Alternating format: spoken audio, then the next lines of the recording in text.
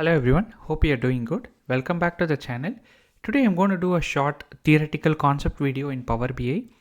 Few concepts that a lot of viewers have been asking. Very simple. I'll show you quickly how we can do that. For this we are going to use the data sets we have used in the previous dashboard project exercises. One of them is the order data. I said this is my own order data of my family ordering through e-commerce site. So as you see, we have order ID, order date, customer ID, product category, price and location.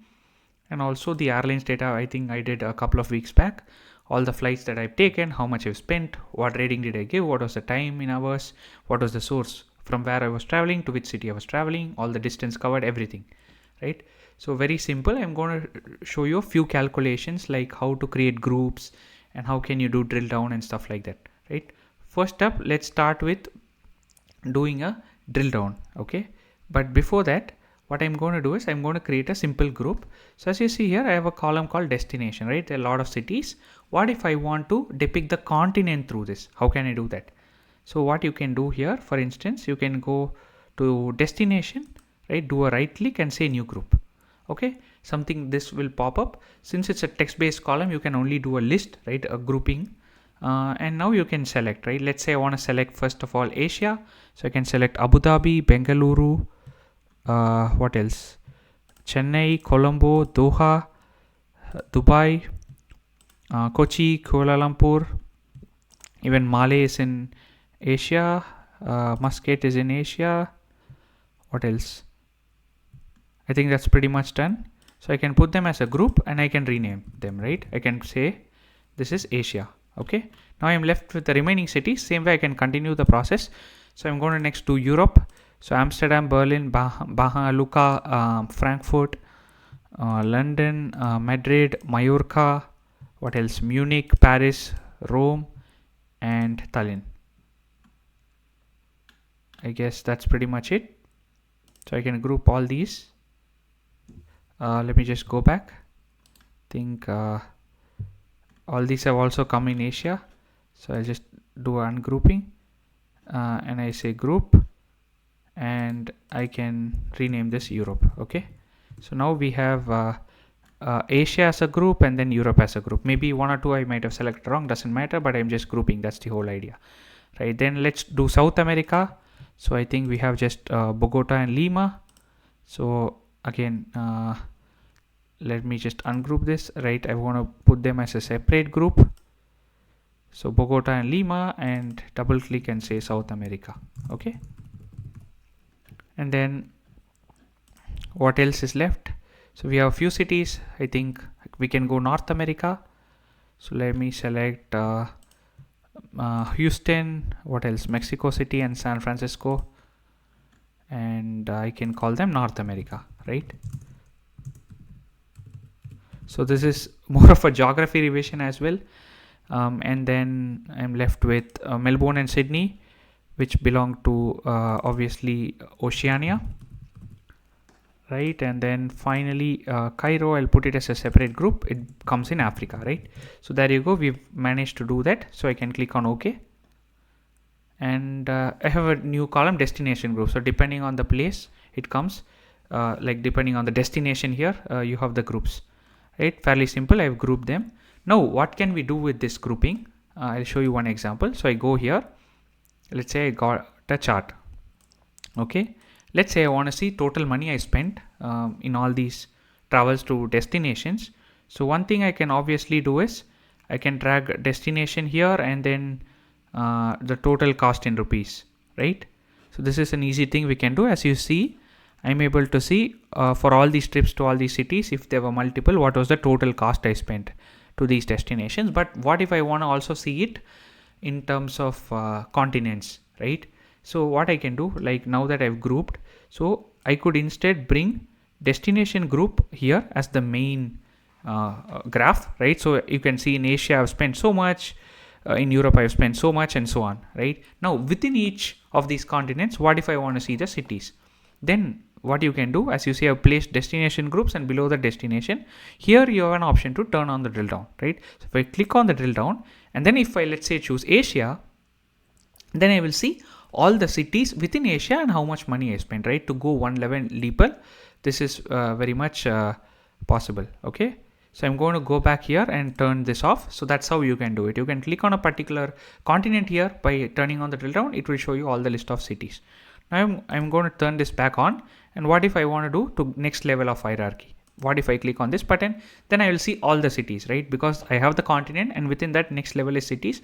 So per city, how much money I've spent, right? So this is there. So this is another thing that you can also do. So I'm going to turn this off and come back to the original.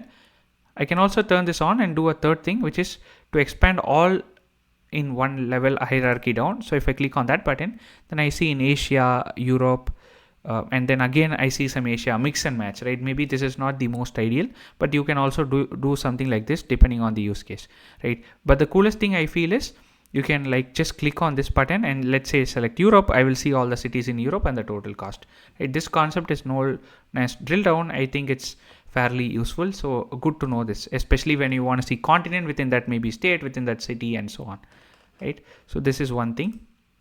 Now coming back here, so this is one way to do this list based thing.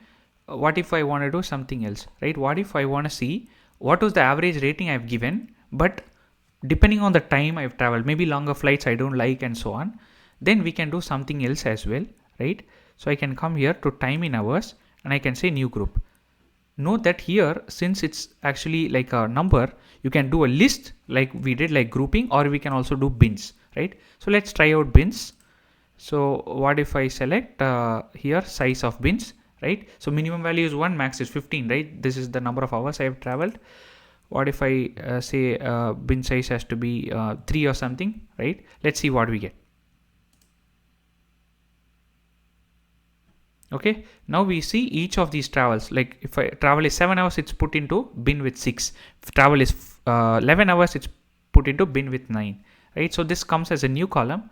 So now I can go back here, go to a new page, and again just insert a graph, right? So what I can do here, or what I can see, it's pretty cool, is for example I can drag the time in hours bin, and then let's say I want to see the rating on 5, right? But I want to see the average rating, not the sum, so I'll select the average.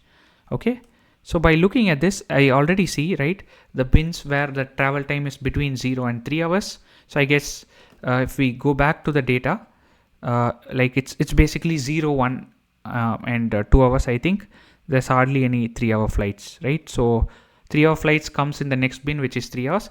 So flights which have taken between 0 to less than 3 hours, right? Here you go, my average rating is 4.18. Same way, flights that have taken between 3 and 6 hours, I've rated 4.31, 4.38 for those with 6 to 9 hours, and then 9 to 12, so on, right? And then this is 15 or more, right? So here I think I took only 1 or 2 flights, I've given a rating. So depending on the time, I can see, what is the average rating I'm giving, right? So for numbers, you can also do a bin based system like this, right? Just to show you one more example for the same, this time I'll go to my e-commerce data, right? So here, what if I want to see like by price, the number of items I bought in a specific price range, right? Maybe between 0 and 30, 30 and 60 and so on. So over here, I can expand this, and for the price column, I can definitely do a new group, right? And since it's a number again, I can do a bin. So I can say size of the bin, minimum value is 11, max price I think is 145. What if I put 30, right? Let's see what happens. Now you get category, so 0 to 30, I think 30 plus comes in 49, 90 plus, 103, which is 90 plus comes in 90, 60 plus comes in 79 and so on, right? So again, it becomes fairly straightforward. Now let me just collapse this a bit, and let me just introduce another chart here, right? So I can quickly observe, for example, here with respect to the price bins, what is the distinct amount of orders I've made, right? So I can just make this a little bit bigger. So you see between 0 and 30, I've made about 19 orders, 30 and 60, 23 orders, 60 to 90, 13 orders, 90 to 120, 14 orders, above 120, just 4 orders, right? So to see a distribution on price range, we could also use this feature, right? So I guess, yeah, you can use lists for text, for numbers and dates. You can use this bin concept to see it more usefully. And also, as you see, by doing that, you can also add a drill down, right? So just to show you one more time, I go back in here And if I turn on the drill down and I select like South America, you'll see all the cities within South America, right? Since I have the continent or the destination group as the main field and destination as a drill down field. So these are useful concepts. I'll also attach the file, the data in the description. I hope you enjoyed the video. I'll see you again in another video. Till then, take care.